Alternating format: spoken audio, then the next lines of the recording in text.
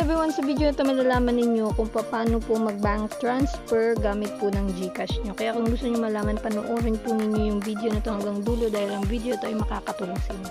Kaya please stay tuned and please don't forget to subscribe. Sa bank transfer guys, punta lang po kayo sa icon na transfer. Click nyo lang po yan at mag-a-appear po yung mga assorted na branch na bank na pagpipilian po ninyo. Mamimili lang po kayo kung ano po yung bank na pagtatransferan po ninyo. If ever guys na hindi nyo pala mahanap yung bangko na pagpipilian po ninyo, meron po sa bandang baba may 3 dot po yan. Click nyo po yan at doon nyo po makikita yung madaming option na mga bangko po.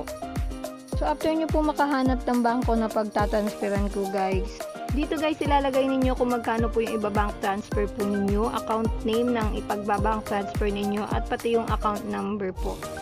After nyo po malagay, send money lang po yung i-click po ninyo. Mag-a-appear po ito, tapos double check nyo lang po yan guys. 15 pesos po pala yung charge or fee po kapag magbabank transfer po kayo. Confirm nyo lang po guys kapag tama naman.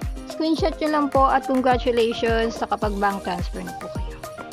Kung nakatulong mga video na to, please give me a like and please don't forget to subscribe para sa patuloy na panonood ng informative video na kagaya na to. Once again, this is Yancho and see you to my next video. Thanks, TV.